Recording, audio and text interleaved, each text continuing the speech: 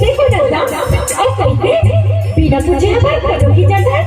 तो किसी पर बोलो कुछ लगती हो तो लगी ना हमला और कौन ना ले गलती हो गई माफी दो नहीं हम तो ये ठट्ठा कर रहे हैं कौन टहल आया कहते हैं शहर ले देखो शहर ले आया शहर ले शहर ले आया काबर तुम्हें तुम गाँव जाने लगे तुम वाला बता दीजिए हमारे गाँव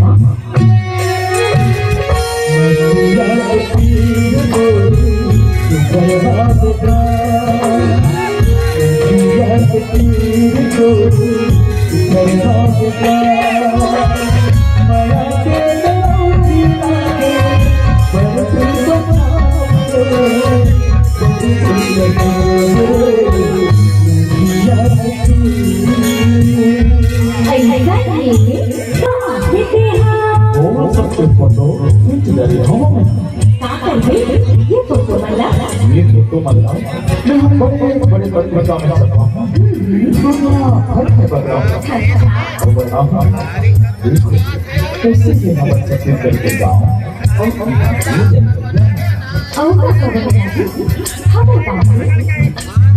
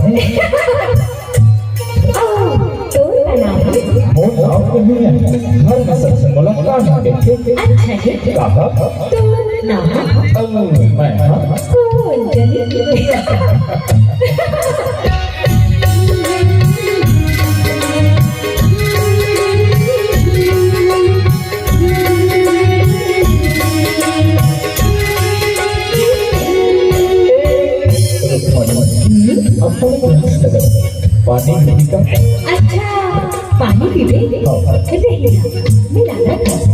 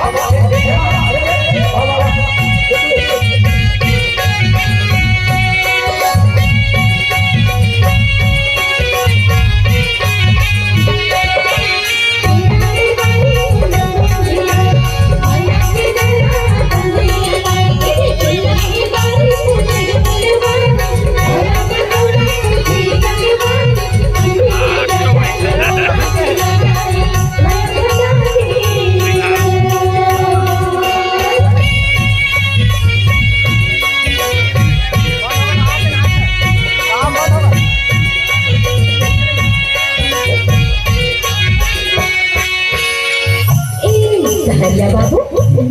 आजले तेने हमरे स्वामी अपन तहार लीजे और नाम सहजन कन्हैया गुलाब कन्हैया नाना को भुला ना करेगा फिर भी तो लाला साधा कहूँ रीत तो नहीं करवे मोहन तो लाल रुक्मणी के बदला लाल हो देंगे तो इसमें कर देंगे कर हूँ अपन एक कर हूँ मैं यहाँ एक बड़े काम करे एक प्रोजेक्ट लेके आया हूँ काले के प्रोजेक्ट मने एक गांव में रहेंगे मैं इला और सुंदर गांव एक बढ़िया आदर्श गांव बनाना चाहता हूँ अच्छा तो काम कभी शुरू कर दे काम शुरू करे पर बोला शहर रहना जरूरी है मणि काम गांव के पंच सरपंच और सियान से बात करके तुरंत रुक्मणी मोला यहाँ ले जांच के मन नहीं लागत तब कौन कहा थे तोला जाए बर कहा तो कोनो नहीं फिर कौन जन कौन और कोई नूरपाल यहाँ के जनता नदिया नरवा नहीं सिर्फ औ कौन